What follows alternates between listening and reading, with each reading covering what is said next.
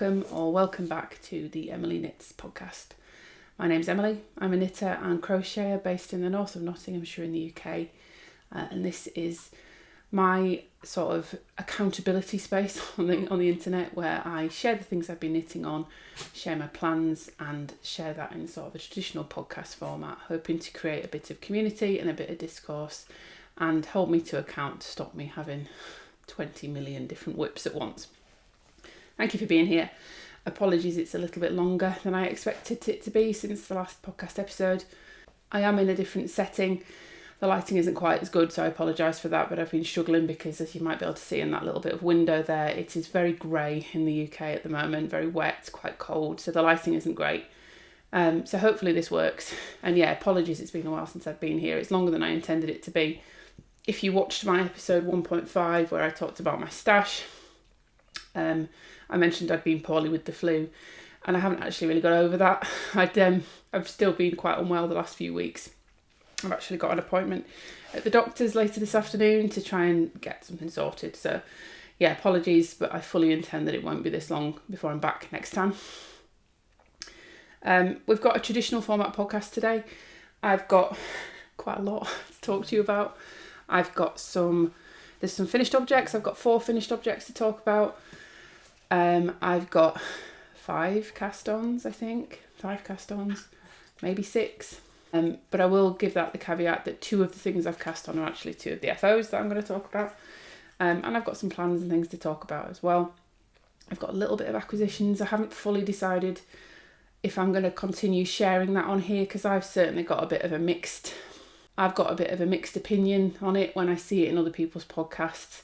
On the one hand, I really like it, and I love seeing yarns that I've not tried and trying, brands that I've not heard of and things like that. And on the other hand, I do sometimes find that I get a little bit of FOMO from that, and I end up buying things that I maybe shouldn't otherwise, or I wouldn't otherwise have bought. And I kind of get pulled into it through that. So I'm going to share some, mainly because some of them are from a new to me local yarn business that I really liked, and I'd like to give them some publicity. But otherwise, yeah, we'll talk about some FOs, some cast-ons and some whips, some acquisitions, and then some plans and sort of some aims for where I want to be when I'm podcasting next, and you'll see in another episode. So without me waffling too much, 4 minutes in, let's get into it.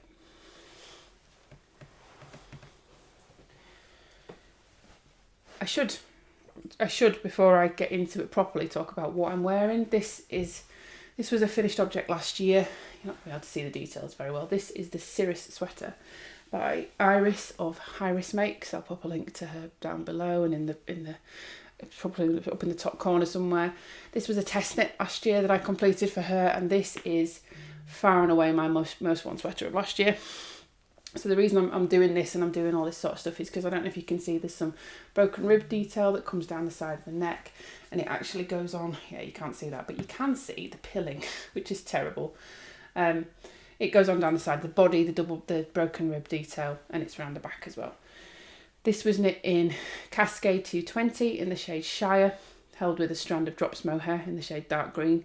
And there's something about this, I don't know what it is, it's really nice and soft next to my skin. I love the colour. It is pilling like a nightmare, but it doesn't really bother me. It fits really well, so it's almost like, I don't really know whether you'd call it a composite sleeve. You sort of knit a bit at the back, knit the fronts, but then rather than doing like a drop shoulder, you then do some raglan increasing. So it's an interesting shape that you end up with, and it's an interesting construction. And it seems to fit really, really well. It's one of the most flattering sweaters I've got. The colour really helps as well. The only thing I would do differently if I was going to do it again would be you can see this neckline's a little bit floppy with wear. I would either put a bit of elastic in, or maybe just go down another needle size for the collar. But it's lovely. It's got a split hem as well, which you're not going to be able to see from where I am. Yeah, really love this. Really, really rate Iris and her designs, and this is fantastic, so I highly recommend you go check it out. Some of the testers did designs without mohair as well. Designs did samples without mohair, so if mohair is not your thing, doesn't have to be mohair at all. It was a fairly quick knit because I feel like it was on about 6mm needles or something, and it was 16 stitch gauge, something like that. I'll correct that if I'm wrong. I'll put it on screen somewhere. But it was fairly quick, and it was very enjoyable, and I've worn this so much. so much. So now I've covered that, we'll get into finished objects. The first one I haven't got with me, and I mentioned it briefly in my last podcast, but I didn't go into much detail, so I'll put up a picture here. I finished my sample knit that I mentioned really briefly last episode. This is for a brand, it's gone back to the brand, but I wanted to show it briefly because I'm so proud of this. It was such a big piece of work. It took ages, and it was constantly at the back of my mind that I had this to finish and I needed to work on it. So I have come to the conclusion that sample knitting is probably not for me, and I'm not going to do it very much anymore. I enjoyed it once I finished it. The finished item I think looks gorgeous. It was a lot of work. It was knit flat, it was seamed. But it has now gone back, and hopefully I'm waiting for the brand to confirm they've received it and they're happy with it. But hopefully they will have done shortly and they'll be happy with it.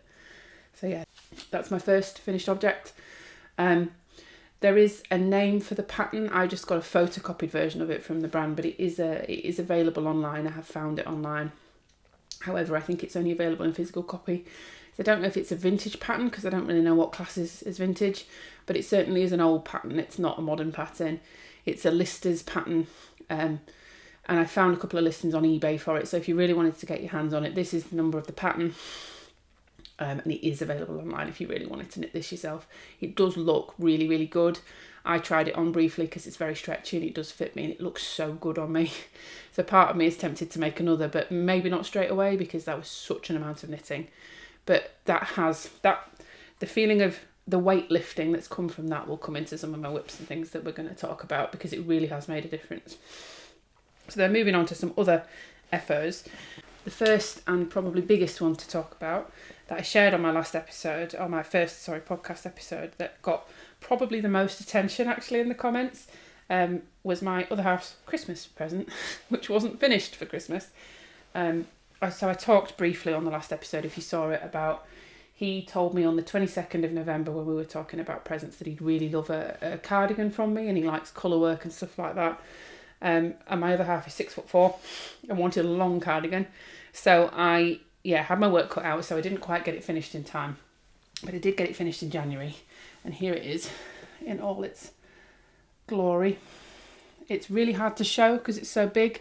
So you can see we've got some buttonholes. We've got some buttons. I'm showing you them, but these are actually going to need to change. So he wore this the other day. He really likes it. Or so he tells me. I hope he does. Because I'm really pleased with it. If I show you one side of it, that colour work is just gorgeous. He wore this the other day. He loves the buttons. He really loves the buttons. But despite the fact that I've used... So this pattern doesn't... Rewind again. This pattern doesn't actually come with buttons. Rewind even further because I haven't even said what the pattern is, have I? This is the Selbu coat by Skeindeer. And I knit this in Filcolana Peruvian Highland wool. The light beige at the back is oatmeal melange, and the darker colour is nougat.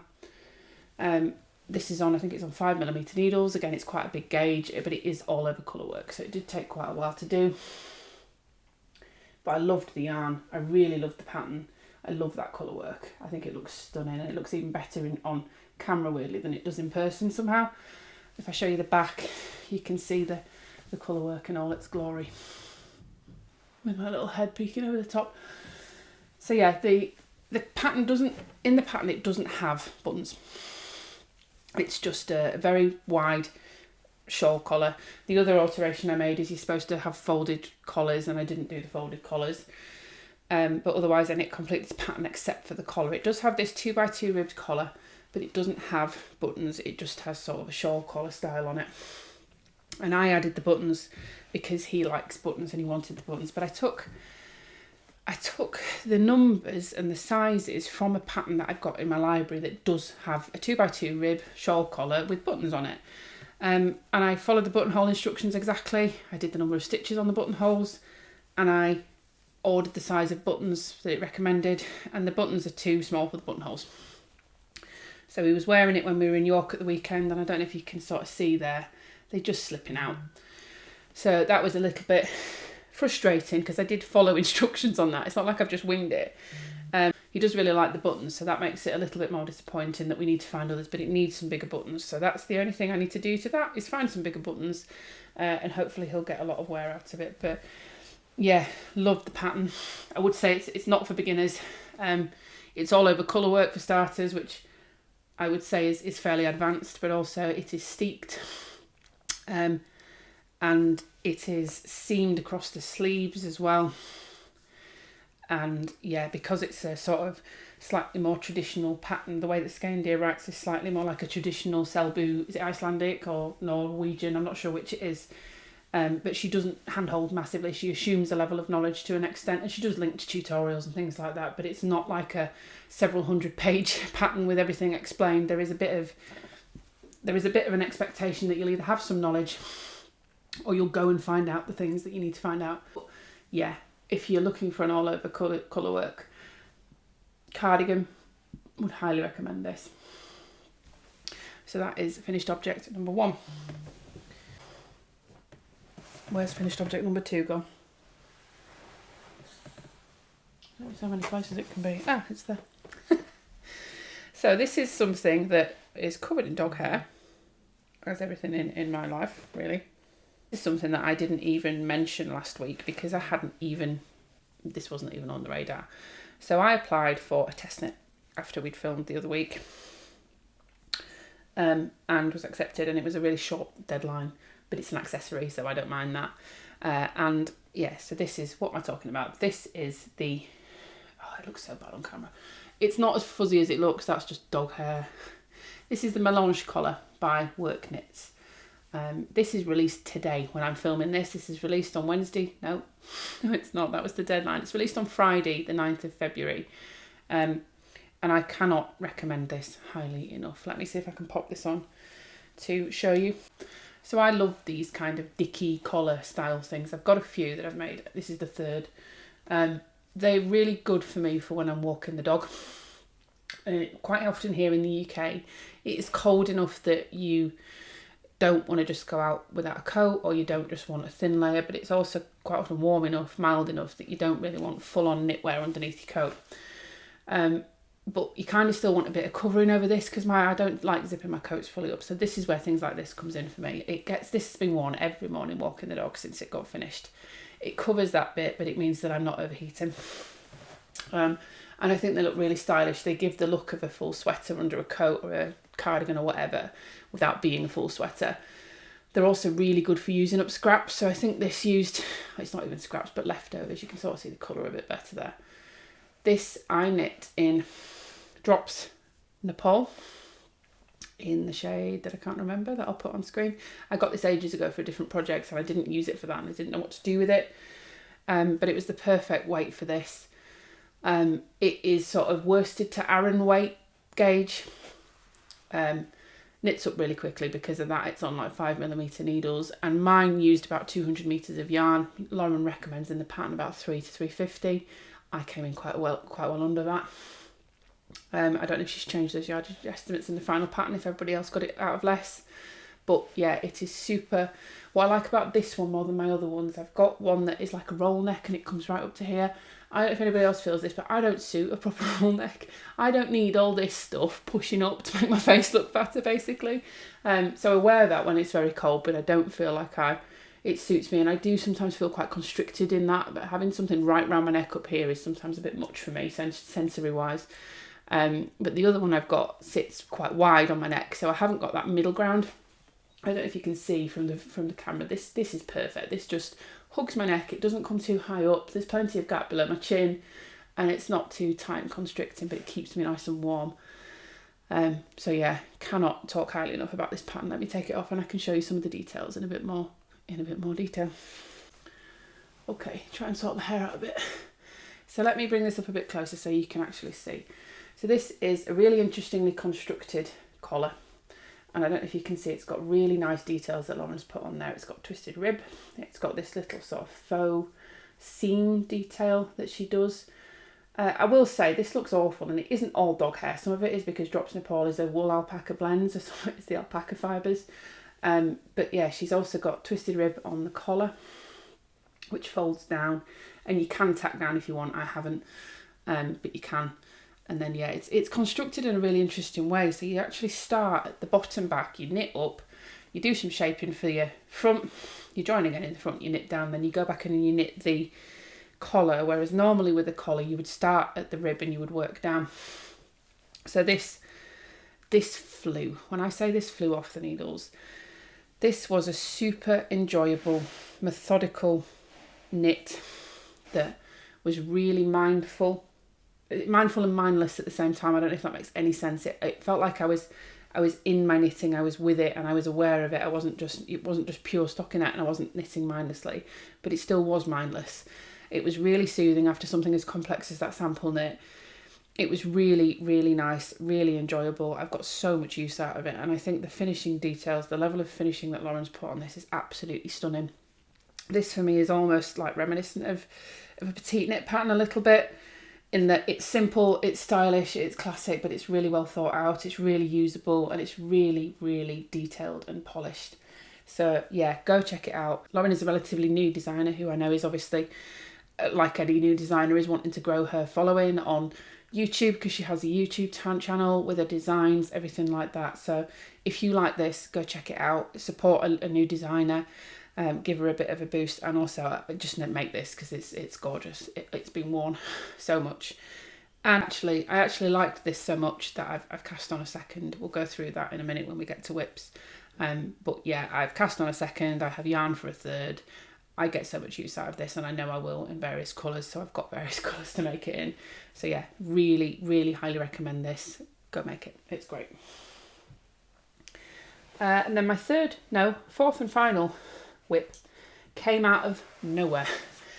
This was not something I planned. This was not something I intended, and it didn't even really think about it until it entered my mind one day, and then I cast it on. So I was watching The Crazy Sock Lady, one of her podcasts the other week, and she does a lot of socks, obviously is the name I suggest, but it's not that. She does a lot of scrappy crochet blankets and scrappy knit blankets, and she was showing some of hers, and I just went, I've got so much acrylic, I've got so much stuff that I want to use up, why don't I see if there's anything on Ravelry? And I found a pattern that I can't remember the name of, and I can't remember the designer of, because it was a free pattern with loads of projects. I think it's got like 13,000 projects on Ravelry, something like that. And I just decided to go for it, and I ended up with this completely took me. I found it so joyful, so enjoyable. Look how bright it is. It gets better. Look at it. This is massive. That is probably, yeah, reminiscent of the size of it, really. It's huge. I've made basically a massive yarn storage bin for next to my work desk. This is done using, it's basically a recipe for a scrap crochet basket. But it is a recipe more than a pattern. She tells you how to do things and she gives you suggestions, but it's not prescriptive. And if you look at the projects, people have done this in so many different ways. Some people have done small ones, some people have done bigger ones. Mine is bigger than suggested. But I have loved this, and it's so bright and colourful. So what I did, and what she suggests, is you use a 9mm hook, which is what I did. So this flew. And you use 3 to 4 DK weight yarns held together, and I had some chunky in here and stuff like that, so I've held 3 for the most part, and there are some bits where it's 4. Sorry, she says 4 to 5 DK weight, and because I had some chunky, I've done 3 most of the way. And when I've run out of a scrap, I've picked up another scrap and I've joined in and I've kept knitting. And some of these colours were things that, this is all acrylic, actually, all acrylic. Most of it's left over from other crochet projects, and particularly for the acrylic and stuff, I was never going to use it for anything else, and I really wanted to get it out of my stash and use it for something that was useful. Some stuff like this pink that's in here and this orange, I was never going to use them for other things. They were part of a corner to corner crochet blanket that I made for my other half, that like they were needed for the pattern because it was one of those with an image on it. But I'm never going to wear but I'm not a pink person, and that is like the most pink you can get. I was never going to use that. So being able to use those up in here just was so joyful to me. And it was 9mm hook, so it was completely in comparison to some of the whips I'm going to show you in a minute. I'm working on some socks on 2.5mm circulars, being able to drop that for a bit and pick this up on 9mm hook, which is a different motion anyway because it's crochet, but also massively bigger. It meant that it's just been quite relieving for my hands. It's been a break for my mind. And yeah, it was like 5 days, one of which I didn't touch it at all. So like 4 days of occasionally working on it. And this, it doesn't look like it will now, but it does sit upright. And this sits next to my my work desk, and has all my other remaining scraps of stuff like that in it, just not fingering weight. The fingering weight is separate because I'm going to use that for a blanket all on its own, I think. But I'm currently planning on doing something very similar to this, but almost in rug form. For in my workroom, there's a little bit of space that could do with something on the floor. It usually ends up with a blanket for the dog to lie on, but I'd rather something that is tailored for there and that fits there and stays there. And this, because it's 3 to 4 strands held together, is really quite sturdy and quite thick, and I think would work perfectly for that. So I'm intending to use the rest of that for that crochet scrap rug, and it all sits in here, and I'm going to keep using it for that. When I get all the scraps, they're just going to go in there. So yeah, really, really pleased with this. Really nice pattern, really simple, easy to do, and just a really joyful break from deadlines, from knitting almost as well, which sounds terrible. But yeah, really enjoyed this. Really, really enjoyed this. So that's all my FOs. And we'll move into works in progress. So the first thing to show you, I mentioned, I'm all tangled. I mentioned when we were talking about FOs that I absolutely love the Melange Collar. So much that I cast on another one, and here it is. It's in a bit of a weird state at the moment, and it doesn't have any yarn attached because I need to rejoin to do this shoulder. But this is being knit in leftovers from the Selbu coat. And while I think on, let me grab something because there's something I wanted to show you. I've purposefully been keeping this lying around just to show you. So I had, when I finished my Selbu coat, I'd ordered a couple of extra balls, one extra ball of each colour. And I had probably like 1.75 balls left of this. Is the lighter colour, the oatmeal. Look how nice that stitch definition is on that twisted rib in this. The stitch definition is lovely in this. So this is what I'm using for this, and I'm really confident. I've not even gone through the first. I started with the already partly used ball, and I haven't even finished that, and I've done all of the back panel and one front, and I need to do the other front, join, do the front panel, and then do the neck. And I've got an entirely full ball and some of the other ball left as well, so I'm really confident I'm going to get it done. I think this colour's going to look lovely on me. It's obviously a bit more rustic than the other one. The Drops in a Paul is definitely heavier. You can't really tell. It's got more draped. In fact, no, I think this has got more drape. But this is definitely heavier and denser, and obviously it's got alpaca in it, so it's really cosy and warm. This, I think, is going to be a little bit more utilitarian. But again, really, really happy that I'm using up some stuff in my stash and it's not sitting there and it's going to get used.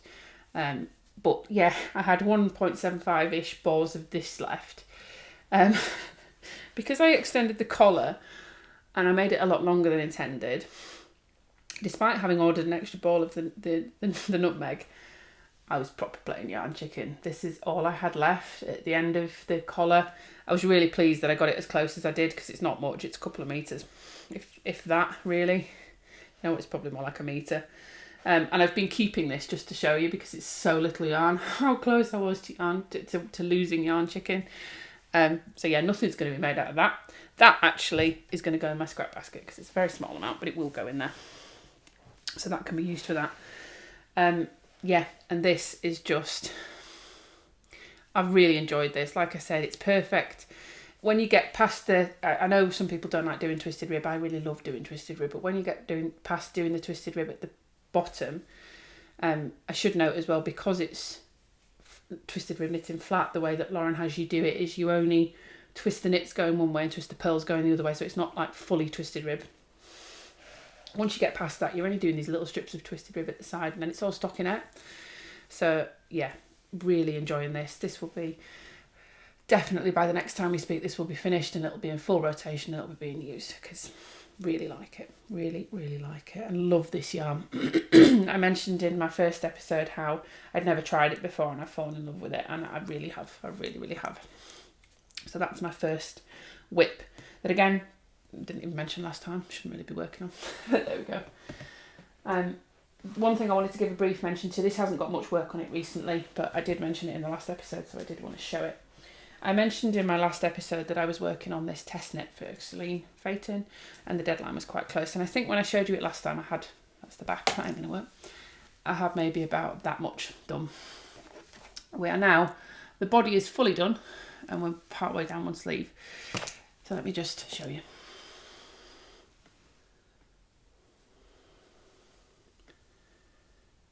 It's absolutely gorgeous. This again is knitting Cascade 220 in the shades, I think it's Off-White or Cream, and Shire again is the contrast colour. And this fits so well. This is really, really gorgeous. So I did finish in time. I didn't finish. I got to where I needed to get to in time for the deadline on the test knit, which is really I needed to have finished the sweater. But what I have done in the past, occasionally, I don't advise doing this, and I don't do it very often. I promise people that I'm test knitting for.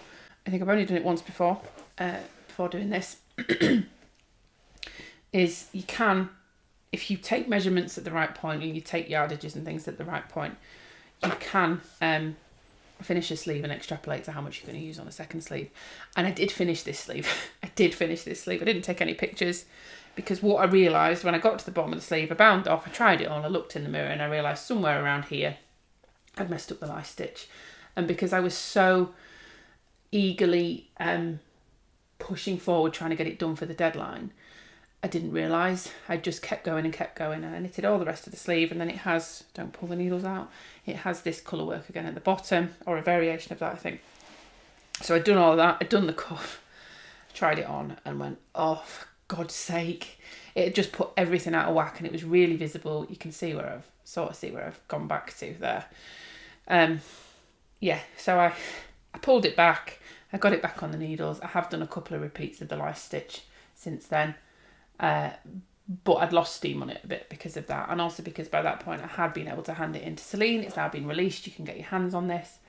I will absolutely finish this and I will absolutely wear it, but I've been enjoying being able to be a bit more free with my time. I've got a couple of test knits on, I'll talk about those in a minute, but I've been enjoying being able to be a bit more free with my time and not really sort of push myself to have to finish things. So I've been following the joy, and at the moment this isn't bringing me joy just because it's been in the naughty corner because I messed up. So it will be finished, but it probably won't be finished relatively soon. The other thing that I have cast on out the blue that I didn't mention is some socks. So I think I mentioned last time I'm not a huge sock knitter. I was and like I was a huge crocheter before, and I'm not anymore. I think I just burnt myself out on it. So my other half really likes the socks that I make him. And he and I both, we tend to, because he likes them, he wears them, so they get holes in them. I haven't yet learned how to darn. I need to do that. But yeah, I think it would be a couple of years ago now, for his birthday, went all out and made him like 6 pairs, I think it was, of socks. I burnt myself out doing that. That was mental. And since then, I've knit a few pairs a year, some for him, some for family, and that's about it. But a couple of years back, I knit a pair for my mum and my dad. Not one pair for them to share. One pair for my mum, one pair for my dad. And I mainly knit some for my dad because I knit some for my mum. That sounds really strange, but I knew my mum would love them. And I genuinely wasn't sure if my dad would like them. Because my dad, weirdly, my dad hates socks. My dad hates socks. I remember my childhood, socks were turned into toys for the dog, because as soon as he came in, he'd wear socks when he was out at work because you have to in your shoes. As soon as he came in, he'd take them off and they would be chucked on the floor and the dog would play with them. So his socks always had holes in. They were always dog toys. So I just did not think, and he always used to say, I don't like socks, I don't want to wear them. I take them off as soon as I can because I don't like socks. So I made some for my dad because I'd made some for my mum. And I genuinely sort of thought, do you know what? He might not wear them. That's fine. He can maybe wear them as slipper socks if his feet gets cold. Doesn't matter. I'm sure he'll get somewhere out of them sometime. But what absolutely gobsmacked me is the year after, he messaged me around his birthday or a couple of months before, which is at the end of March, and said, we've also got a relationship where my dad is the kind of man that if he wants something, he'll go and get himself it. So rather than trying to buy something for him, he tells me what he wants for his birthday. I get him that. I get him some chocolates or something as well, or some beer, and he's fine with that. So he always tells me what he wants for his birthday, but he reached out in sort of January, February last year and said, could he possibly for his birthday have another pair of socks, because he loved the ones I'd made him. Absolutely, yes, you can. He's similar to my other half. He's very knit-worthy, but he doesn't often ask for things. So I made him some Dustland socks. The first year I made him Hermione's everyday socks in some self-striping yarn, and he loved them. Last year I made him some Dustland socks by Stephen West in a semi-solid tonal, and he loved those as well. And at the time when I bought the yarn for the Dustland socks, I also bought some Drops Fable, which I've had in my stash for about a year, that was fully intended to be for my dad for some socks. So he messaged me in January again, and I'd already planned to make him another pair, but he messaged me in January and said again, could he have another pair of socks for his birthday? So I absolutely got some casted on. And this is where we're at. These have been really enjoyable. Again, I don't know if you can see the pattern there. It is a very subtle pattern, and my dad will love that because he loves blues and stuff like that. This is some woolly knit scrap I had left over for the heel, because I didn't want, with self-striping yarns, I don't really like doing a heel flap and gusset in the self-striping. I just don't really like how that looks. That's entirely personal preference. But this is Drops Fable Long Print, it's called. And again, I'll put the shade on screen. And I've just done a 2x2 rib cuff, moving into a 3x1 rib leg. There's no recipe for this. Sorry, there's no pattern for this. I've just made this up as I've gone along because I've knit enough socks to know how to. 72 stitches on a 2.5mm small circular. And I started them in January, well in advance, because I thought I'm going to give myself plenty of time to finish these because it takes me a long time. And we're on sort of early Feb, and I've done all of this basically. And I've really enjoyed having these near my desk at work. When I have a little break from work, I knit a few rounds. Yeah, on the morning before I'm trying to wake up. When I'm trying to wake up before I actually have to get out of bed. These are usually by the bed, and I'll sometimes knit a few rounds on them, and they've just been plodding away, and I've been really enjoying it, and they've really filled that purpose. So I think I will probably aim to have some more socks that I keep going like this once I've finished these, because say he likes them. Being able to have some more for him would be good. My other half likes them. I like them. My mum also liked them. So yeah, I'm going to keep going on these. Really enjoyed them, and maybe prepare for some more sock knitting this year. This is the first sock. I've still got the other one to do. I might entirely change my mind after that, but we'll see. The next two I've got are bigger projects and they're test knits. One of them I mentioned last time, so we'll go through that first.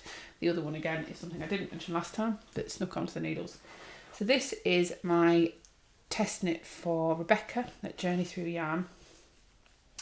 And this is the Irene pullover test knit. Putting that in so you can see the texture. Those lovely dip stitches. This is she's a brand new designer. This is her first design. She has got a test call out at the moment for her second design, which is for the Irene pullover. And this is an all over textured, oversized drop shoulder sweater. The dog's behind the camera just yawning. Yeah, and it's knit all over in this gorgeous mix of sort of dip stitches and garter bumps and things like that. And this, when I pick this up, this flies off the needles because it's a really good combo for me. I find just stocking it in the round could be a little bit boring for me. But as what I have found recently, having done an all over colour work thing and an all over textured sample, that's a bit too intense sometimes for me. This has been a really nice sweet spot because you've got plenty of stockinette, you've got some garter bumps to bring some interest, and then you've got these textured rows which do take a lot longer to do, but they're few and far between almost. They're not really intense, so they break it up nicely without being too much. This is in Cascade 220 again, which is the recommended yarn for the pattern, in the shade Pumpkin Spice. And the colours, this light isn't doing the colour much justice at all. It's got a lot of nuance to it. I'll try and take a picture in some in some natural light and put it on screen. It's got a lot of nuance to it. It's got some yellows in it. It's got some reds in it. It's not an all over brown, but it gives that sort of overall orangey brown kind of look, which I think works really well with my hair and my skin tone. When I pick this up and I work on this, this absolutely flies. So this won't take me long to get through, and I'm really enjoying working on it. Really enjoying it. A test knit is due in March, I think. I need to check that.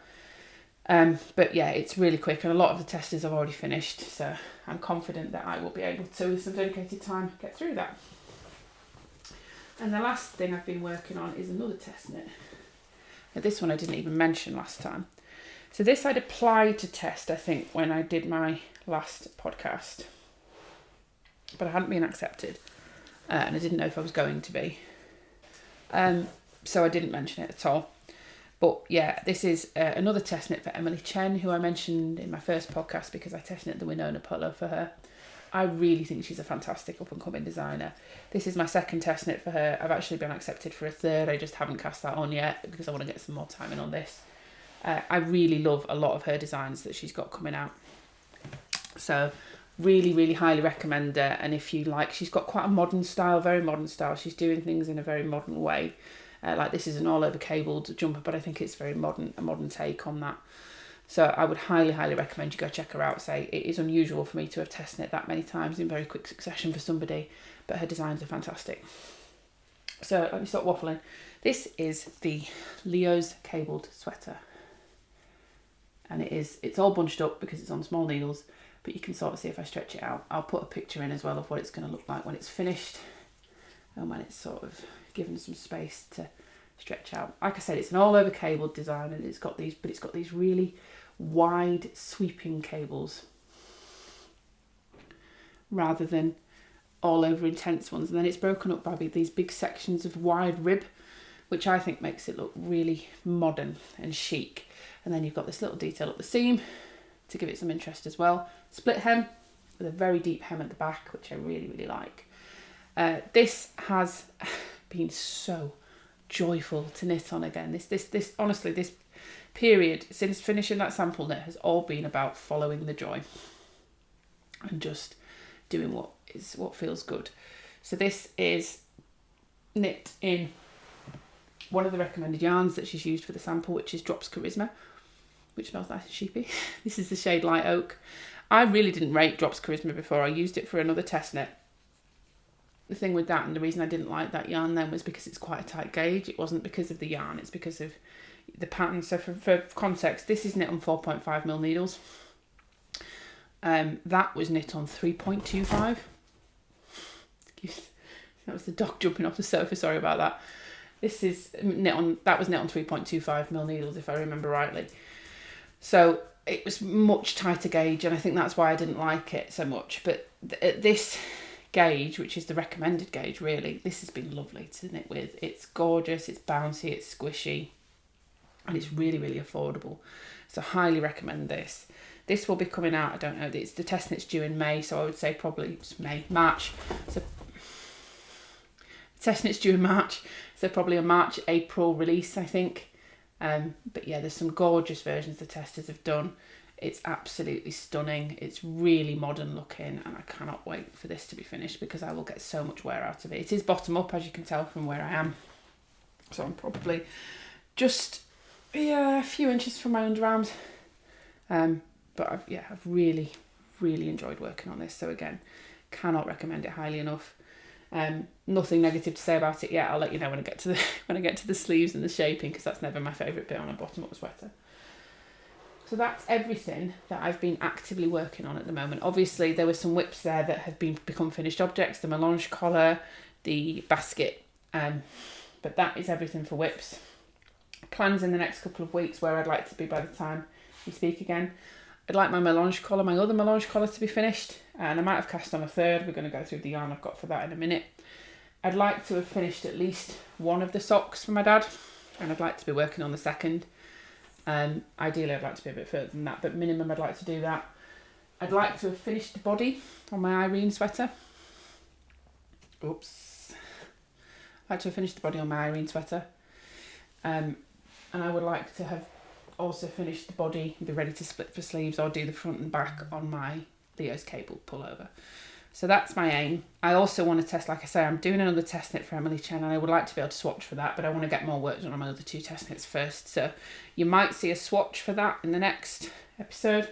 That is not done with acquisitions, that's done with Yarn and Stash. So again, really pleased with that. I'm really enjoying this year being able to work through Stash. I'm feeling really good about that and getting a lot of joy from that. So I am trying to prioritise that, as well as getting the projects that I'm working on off the needles. And it has brought me a lot of joy being able to do that with the crochet projects, the stuff from my dad, the test knit that's going to be stuff that's in Stash and things like that. It's made me really happy. So yeah, I'm going to keep leaning into that, very much so. So I've got a few acquisitions to go through, and I've kept those to the end because I know they're not for everybody. I put them in here to bring them down. I'm not going to go into massive amounts of detail, but thanks for that. I'm not going to go into massive amounts of detail. Do you want to come up and say hello? Do you want to come say hello? Come on then. No? Come on then. Come on. So I appreciate this isn't for everybody. If you don't want to watch this, that's fine. Thank you very much for watching to this point. If you feel like liking, if you feel like subscribing, if you feel like commenting, I really appreciate it. If you saw dog ear pop up there, somebody's being nosy. Otherwise, I'll see you on the next one. Thank you for being here. If you are interested, I'm not going to go fully into detail, but we'll go through it a little bit. So the first thing to talk about, oh, that's where the melange is, the yarn for the melange. The first thing to talk about is a order I made, and it's linked to the Melange Collar actually. So the original sample that Lauren made is made out of Kate Davies' Ed tier. I don't know if it's Ed or Ad. I'm going to pronounce it wrong, so I'm sorry. And it is an alpaca wool blend, 60% Highland wool, 40% alpaca. So it's a slightly different mix too. I think the drops Nepal is 65 wool, 35 alpaca. But I really wanted to try it, except I couldn't justify it because it's about it was about $7.99 for a 50 gram skein. But Wool Warehouse had this on sale for $3.99 for a 50 gram skein. So when I realised, having done my first one, that I could get one out of a couple of 100 yards, I thought I'd order some. So I bought myself 3 skeins of this colour, which is not showing very well, which is the colour Kintra 5008. It's not showing very well on camera because we're losing the light and I've just got artificial light, but it's almost like a pinky beigey purpley colour.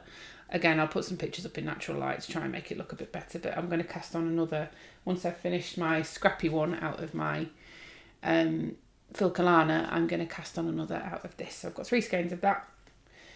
And then the other things that I wanted to talk about were at the weekend. No, it wasn't at the weekend. In the week, we went to a gig earlier in the week and we stayed over in Nottingham. We don't often have the day in Nottingham during a weekday when we're not at work and everything like that. But I'd noticed that there was a yarn shop just outside of Nottingham, actually, on the way out of Nottingham, not in Nottingham Centre, that I hadn't tried before, called Yarn Loft in Carrington.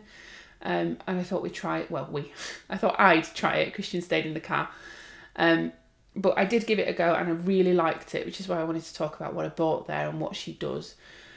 So the owner is a lady called Doreen. I got chatting to her and she said they've been there about 12 years and she tries very hard to focus on British wools and on woolly wools, not acrylic. So a lot of the yarn shops around me in the little villages you go into will have all of your Alcraft, your King Coles, your James C. Bretts, things like that, which is great, but it's not necessarily what I'm looking for. And she didn't really have anything like that. She had quite a lot of different brands. She had some Isaiah, she had some Malabrigo, she had a lot of Rowan, she had some Norro in there. She had, what else did she have? She had quite a lot of stuff, and I bought a few different things because there was a lot in there that I was interested in. So the first thing that I got, leaning into the love of socks at the moment, was a Schoppel Zauberball, crazy Zauberball. This is one of the crazy ones apparently. So this is Schokoladenseite, which Christian did translate for me, and I can't remember what he said it was. It was like, it's like the sweet things about you almost. It's like your sweet things, something like that. So this is 75% virgin wool, 25% nylon, so it's perfect sock yarn, and I'm intending to use this for socks. It's got all these sort of dog hairs apart from anything else. It's all got all sorts of oranges and purples and greys and reds, and I think it's lovely. So that's one thing I got.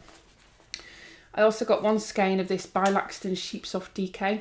I've never tried this. I've heard of it. I've heard of a couple of people talking about it. But I just thought this colour was lovely. Again, it's not showing up very well. It's sort of like a pinky, purpley. Apparently I had a thing for pinky, purpley beiges. You can see if I hold them together, this is a lot darker than the edge here, but they are in the same sort of colour family. This is the shade Settle DK, and it is 225 metres per 100 grams. It's got a nice drape to it, despite the fact that it is 100% British wool. So it says it's blue-faced Leicester and Masham. Blue-faced Leicester and Masham, and it says spun by Laxton's from fleece to finished yarn in less than 50 miles, which I really like that ethos. And it doesn't feel that rustic, weirdly, despite the fact that it's 100% wool. It feels quite nice and soft, so I want to play with this and then maybe use it for something else in future if I really like it, maybe a sweater's quantity. Don't know what I'm going to do with it, but we'll see. And then I got 3 skeins, skeins, that's right, why did I get confused on that, of Kinross 4-ply in the shade Navy. I've used Kinross 4-ply before in the shade Charcoal, I think, to make some gloves for Christian.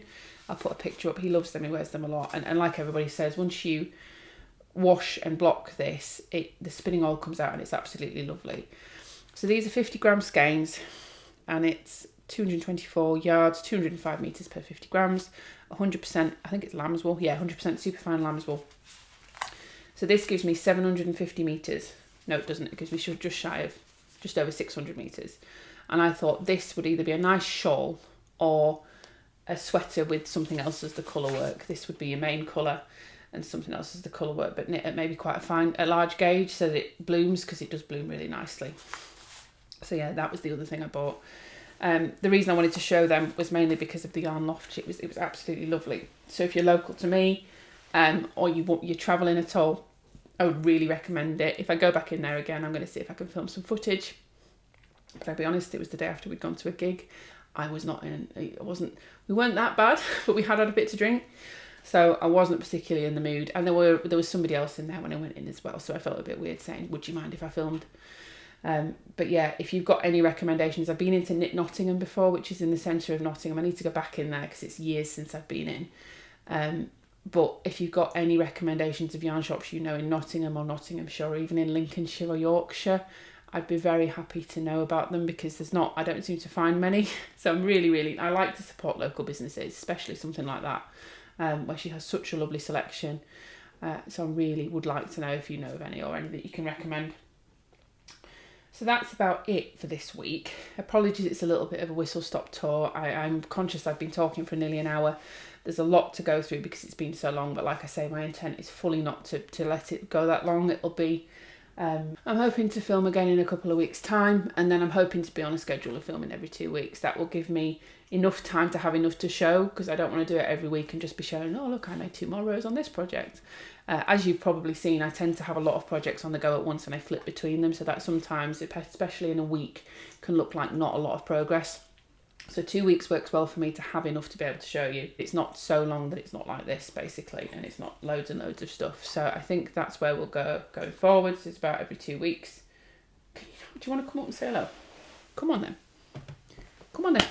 Come. We've had a visitor. I did wonder how many episodes it would take before someone decided to make his presence felt. He's been just off camera staring at me the entire time because I'm talking to somebody that isn't him. This is Pepper. This is the dog that you always see. No, that I've always mentioned the hair. You always see the hair from. He's been very upset that I'm speaking to somebody other than him, so he's finally decided he wants to come see. So that is probably a good point to end this, because that's him telling me, Mum, I'm bored of this now. Can we please go back to doing what we were doing? So yeah, thank you very much for watching. If you stayed long enough to see the special guest at the end, then I'm glad you like him. He's happy that you're here. I hope you enjoyed it. I hope you enjoyed seeing what I've been working on and hearing about some plans for the next couple of weeks. If you did enjoy it, please feel free to give me a like, to subscribe to the channel. It really does help, and I really do appreciate it. So yeah, with no further ado, I will see you in a couple of weeks' time, and thank you very much. Bye.